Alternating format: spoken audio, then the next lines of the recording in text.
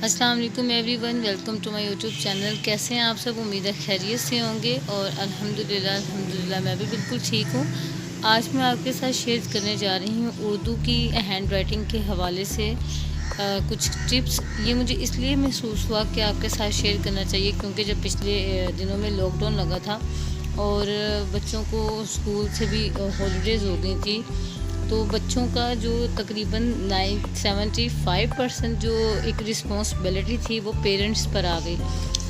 ज़रूरी नहीं है कि अगर बच्चा पढ़ रहा है तो उसके पेरेंट्स भी पढ़े लिखे हों या उसकी माँ भी पढ़ी लिखी हो। समटाइम ऐसा होता है कि पेरेंट्स ये चाहते हैं कि ज़िंदगी में वो जो अचीव नहीं कर पाए हैं, वो जो हासिल नहीं कर पाए हैं, वो अपने बच्चों को लाजमी तौर पे वो इस काबिल बनाएं कि उनकी ज़िंदगी में वो किसी भी चीज़ की कोई भी कमी ना छोड़ें, स्पेशली उनकी स्टडी से लेकर।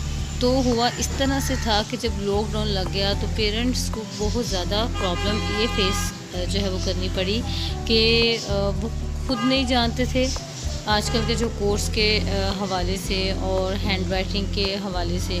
तो इस चीज़ का जो है ना वो बहुत ज़्यादा सामना करना पड़ा कि बच्चों की घर में रहकर जो हैंड राइटिंग थी वो बिल्कुल ज़ीरो हो गई, क्योंकि शायद उनकी प्रैक्टिस नहीं थी या शायद उनको ये लगता था कि सिर्फ एक काम पूरा करके भेज दिया जाए तो वो काफ़ी है। हैंड राइटिंग कैसी है कैसी नहीं है इससे फ़र्क नहीं पड़ता। तो मेरी कोशिश ये है कि मैं आपके लिए एक ऐसी वीडियो बनाऊं जिसमें आप सफाई से लिखना सीख सकें। लफ्ज़ों की प्रोनाउंसिएशन क्या है, उनका लिखने का तरीका क्या है क्या नहीं है, वो एक बात की बात है। सबसे पहले तो ये सवाल ये है कि जो बच्चे ने लिखा है वो समझ आना चाहिए, ठीक है। तो आज मैंने आपके साथ जो एक टॉपिक मैंने रखा है, जो मैं आपके साथ लिख कर शेयर करना चाह रही हूँ, वो है तौहीद और रिसालत पर ईमान। एज़ अ मुस्लिम हमारी फ़र्स्ट प्रायोरिटी ही ये है कि अगर हम मुसलमान हैं, हम मुसलमान ही तब हैं जब हम तौहीद पर ईमान लेके आते हैं और रिसालत पर ईमान लेके आते हैं।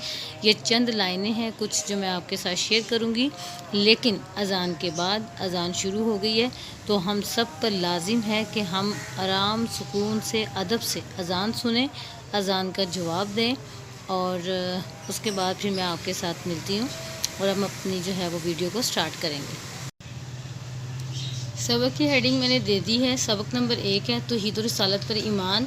स्पेशली जो 9th और 10th क्लास के स्टूडेंट हैं उन्हें इस बात का बड़े अच्छे से पता होना चाहिए कि पेपर्स में पेपर प्रेजेंटेशन बहुत ज़्यादा मैटर करती है। आपने बहुत अच्छा लिखा है लेकिन आपकी प्रेजेंटेशन जो है वो ज़ीरो है, तो आप यकीन करें कि आपके पेपर की जो अट्रैक्टिव एक फॉर्म है वही आपने ख़त्म कर दी, तो एग्ज़ामिनर उससे अट्रैक्ट नहीं होता, ठीक है। तो अपने पेपर को अच्छा लिखने के साथ साथ उसकी जो प्रेजेंटेशन आप करते हैं वो भी आपकी अच्छी होनी चाहिए। तो अब इसको लिखते हैं। सबसे पहले तो एक मेन बात अपने जहन में रखें कि जब कभी आपने मेन हेडिंग लेनी है तो वो आपने हमेशा 605 के साथ लिखनी है। 605 जो है इसकी निब थोड़ी मोटी होती है, इसलिए आपने जो मेन हेडिंग अपनी सबक की देनी है वो आपने 605 के साथ देनी है। अब चूँकि हमारी जो सबक की सबसे पहली हेडिंग है ना वो है तौहीद।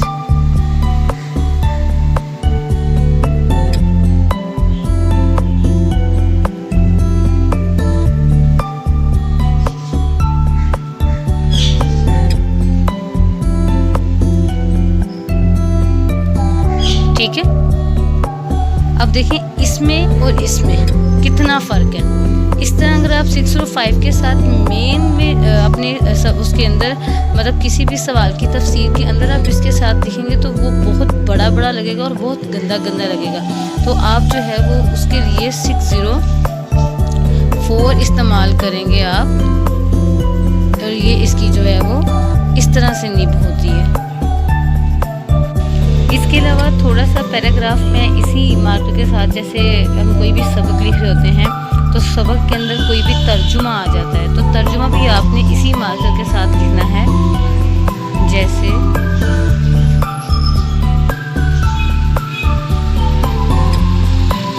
यूँ आपने तर्जुमा की हेडिंग देनी है।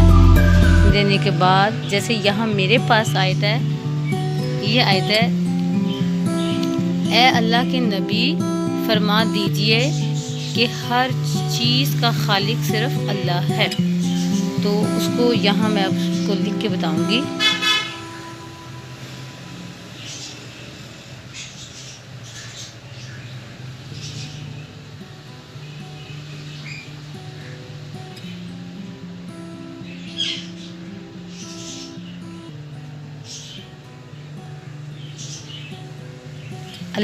अल्लाह के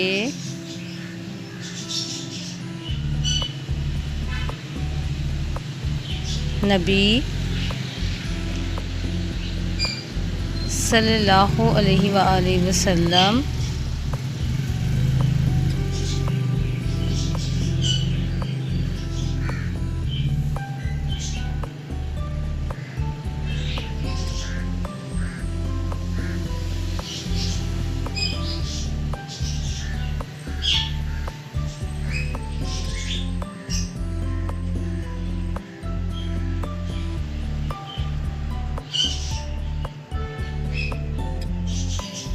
फरमा दीजिए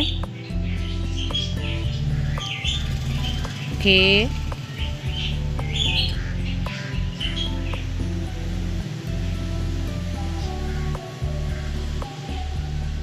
हर चीज़ का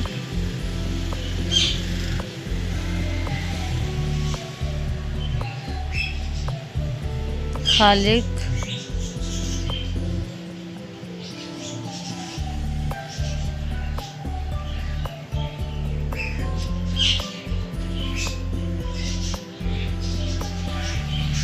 यूँ। आपने देखा होगा कि इधर से मैंने सारी स्पेस छोड़ी है और दूसरी साइड से भी स्पेस छोड़ी है। अब चूँकि ये तर्जुमा हमने लिखा है और हमें पता है कि ये एक ऑथेंटिक बात है, इसमें कोई रद्दोबदल नहीं है, तो हम इसे लिखेंगे इन्वर्टेड कॉमास में आ जाएगा ये, ठीक है। और इसके बाद हर चीज़ का खालिक सिर्फ अल्लाह है और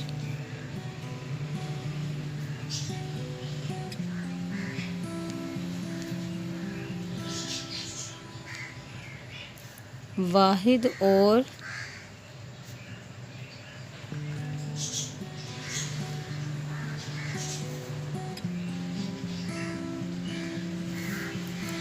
सब पर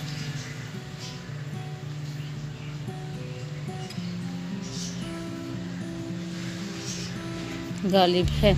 ख़त्मा लगाएंगे, ख़त्मा के बाद दोबारा से कोमा लगा देंगे। अब अगर आप इस आयत में देखें तो आपको पता चलेगा इसमें रमूज़ औकाफ़ भी इस्तेमाल हुए हैं।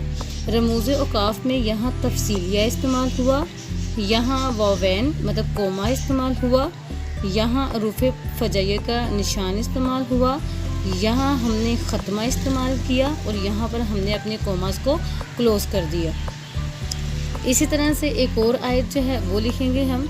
इसके बाद एक और आयत में लिख रही हूँ इसमें, और वो है एक और मुकाम पर इरशाद फरमाया, तर्जुमा, जिसने रसूल की अताअत की उसने अल्लाह की अताअत की। अगेन इधर हम लोग तर्जुमा लिखेंगे।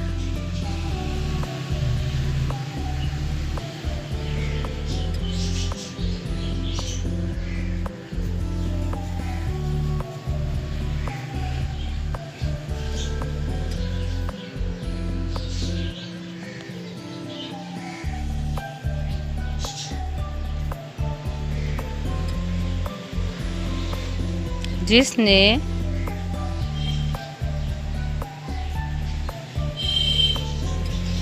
रसूल की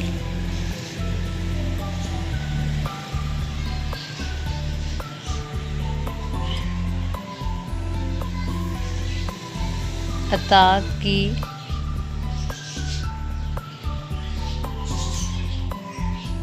किसने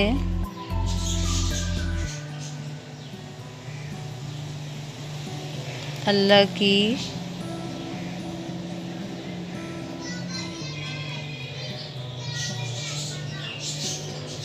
अताअत की। ख़त्मा के साथ ही कॉमर्स,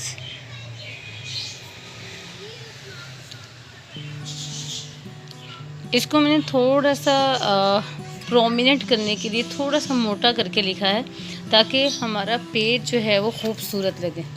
ये आपके सामने है जो मैंने भी लिखा। और ये स्पेशली वीडियो उन बच्चों के लिए है जो 9th और 10th के एग्ज़ाम्स देते हैं और उन्हें लगता है कि पेपर्स के दौरान जो है वो इन चीज़ों की ज़रूरत नहीं होती, लेकिन ऐसा बिल्कुल भी नहीं है। जब आप अपना पेपर करते हैं तो पेपर के दौरान आपका पेपर इतना अट्रैक्टिव लगना चाहिए कि देखने वाले को फ़ौरन से आपका पेपर देखे और फ़ौरन से वो कहे कि वाह कितना अच्छा पेपर है। ठीक है, तो आपकी राइटिंग, आपका पेपर प्रेजेंटेशन ऐसी होनी चाहिए कि उसकी फ़र्स्ट लुक की जो है एग्ज़ामिनर पे बहुत अच्छा इंप्रेशन डाले। ठीक है, आज सबक नंबर 1 पे ये 2 लाइनें मैंने हरूफ तहज्जी की प्रैक्टिस भी की। कोशिश करूँगी कि रोज़ आपके साथ, हर सबक के साथ, हर लेसन के साथ 2 लाइनें हम इसी तरह से प्रैक्टिस भी करें, ताकि आपको लफ्ज़ किस तरह से लिखने, उनकी अदायगी कैसी होनी चाहिए और किस लफ्ज़ के कितने हिंसे होने चाहिए, कितने शोशे होने चाहिए, कितने उसके डंडे होने चाहिए, वो तमाम चीज़ें भी मैं आपको सिखाऊंगी। लेकिन उसके लिए आपको मेरी रेगुलर बेसिस पे सारी वीडियोस देखनी पड़ेंगी, ताकि जैसे जैसे हमारे सबक जो है वो मुकम्मल होते जाएँ, आपको इससे ज़्यादा फ़ायदा हासिल हो और ज़्यादा से ज़्यादा सीखने को मिले। अगर आपको मेरी ये सोच जो मैंने आपके साथ शेयर करने के लिए सोचा और आपके लिए मैंने ये प्रैक्टिस की, अगर ये आपको अच्छी लगी हो तो मुझे ज़रूर बताइएगा कमेंट करके।